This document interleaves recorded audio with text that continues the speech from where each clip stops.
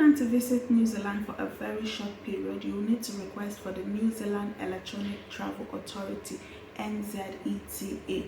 If you are from a country that has a visa waiver agreement with New Zealand, and with that you can stay up to 3 months.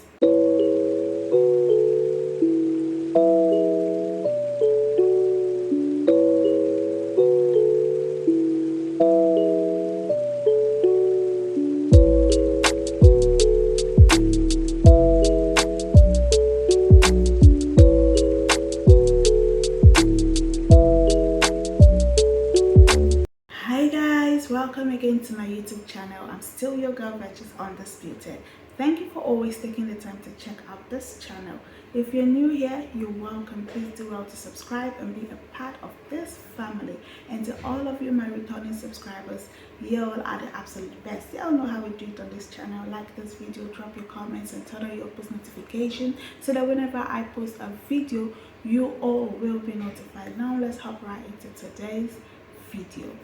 Guys, for today's video I am going to be talking about New Zealand. New Zealand is an island country in the southwestern Pacific Ocean. The English language and the Telio Maori, I hope I got the pronunciation right, these languages are the most widely spoken languages. The capital of New Zealand is Wellington, and the currency, the New Zealand dollar.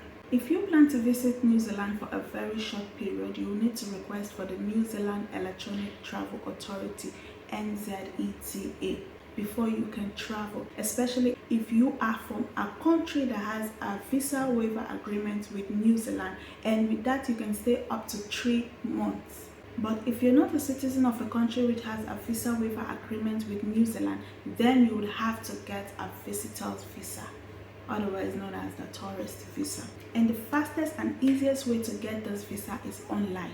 An interesting thing with the New Zealand tourist visa is that you can convert it to a work visa. Yes, if you get to New Zealand with the tourist visa, which allows you to stay up to 3 months, and peradventure within your stay you get a job, the employer is responsible for converting your tourist visa to a work visa. So yes, it is very possible to convert your tourist visa to a work visa.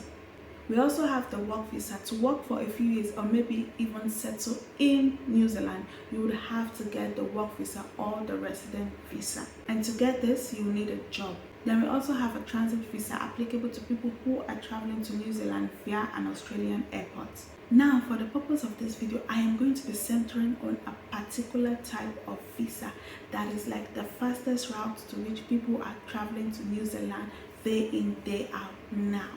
What visa is this? The recovery visa. Some of us might be aware about the extreme weather events and natural disasters like earthquakes and floods that have impacted businesses and communities in New Zealand. And so at the moment, New Zealand is in need of workers that will come help in the affected areas. Now this is where this recovery visa comes in. This recovery visa is a specific work purpose visa. Now you would understand the urgency of this matter and why this visa doesn't take time at all. Yes, this brings us to the interesting part about this visa. It takes only 7 days to be out. Talking about the benefits of this visa, first of all, the speed. We have established the fact that it takes only 7 days to be out, so you don't have to wait for too long, anxious about am I getting this visa or not. 7 days, and the chance that you would get it is really high. Number 2, the salary is mind-blowing. The salary ranges from about $4,000 to $10,000 monthly, depending on the job role and the industry you get to work with. Number 3, you can travel to Australia freely once you have your New Zealand PR without having to apply for an Australian visa. Now you see that it gets even more interesting. Number 4, you don't need to write IELTS with this visa or any English language test at all, as long as you can speak in English for the sake of the industry you're going to be working with. I've mentioned earlier, English is a widely spoken language in New Zealand, so as long as you can communicate freely in English, that is all that they would be looking out for. Number 5, which I think is very commendable, is the fact that they do not require you to have a bachelor's degree or a master's degree. With a high school diploma, you are free to apply for a job. For majority of these jobs, even without completing a high school diploma, you're free to apply and it will in no way affect your application. Let's go to the cost of visa. The cost of visa is about 700 New Zealand dollar. Now, do you know that this visa is as good as free? Because you will be refunded your visa fee by the employer after 15 to 25 days. Now, the duration of this visa. This visa is for 6 months, but it can be extended. At the moment, there are so many job opportunities for both skilled and unskilled workers in New Zealand. We have opportunities in the hospitality sector, we have opportunities in the health sector, we have opportunities in the engineering sector, we have opportunities in the IT and tech sector.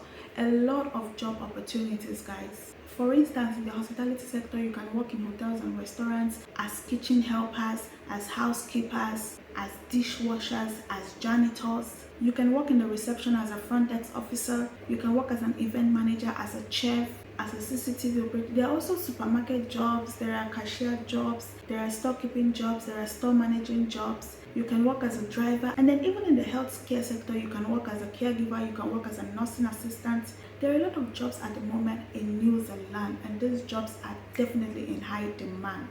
Now, what are the requirements to get this visa? Number one, your international passport. Now, this international passport should be valid for at least 6 months from the day you're going to be starting your application. Number two passport-sized photographs.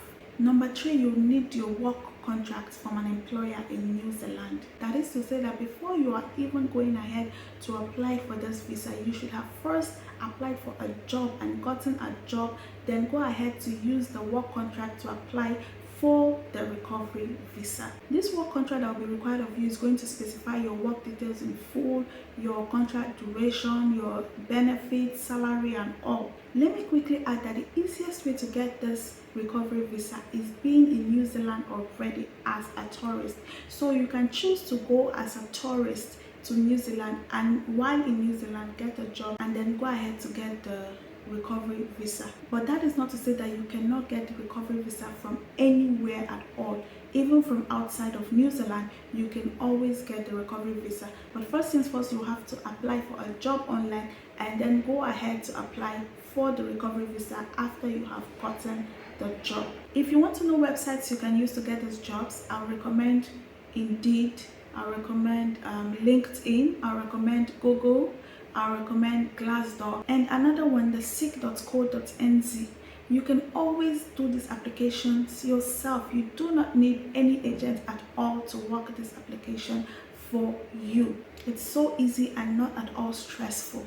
Number four, you'll have to provide an employer's supplementary form. It is called the INS 1377. Your employer is definitely aware of this, so you don't have to worry. The form can be downloaded online. All your employer needs to do is download the form, fill the form, and send to you, because you will be needing it to complete the application process. Number five, you need a police clearance certificate, and you must make sure that you do not have any travel ban from any country in the past. Number six, you need your flight and travel itinerary. We should have details of your flight, your accommodation as well, details of your employer, as well as the job offer. That is, if your company is providing everything for you, then your flight itinerary should have all of these details. Number seven, proof of sufficient funds. Of course, this is very important. Now, this could be in form of a bank statement or supporting documents from your employer if your employer will be sponsoring you, because some employers take care of flights and everything. Then if you're being sponsored, what you need to show as your proof of fund is 1,000 New Zealand dollar. But if you're not being sponsored, then you need to show 4,000 New Zealand dollar as your proof of fund. Quick one, before you apply for any job at all, make sure you have a good CV and a good cover letter for the job position you are applying for.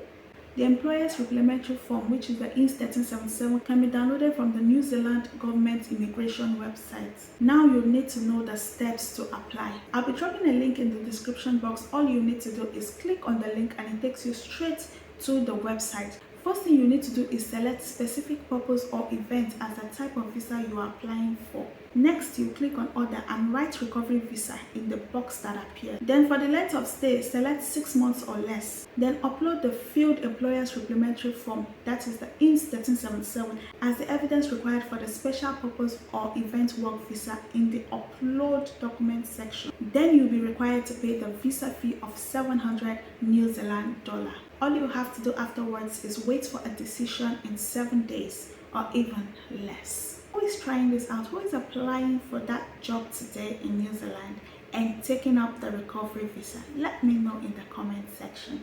And that brings us to the end of yet another interesting video.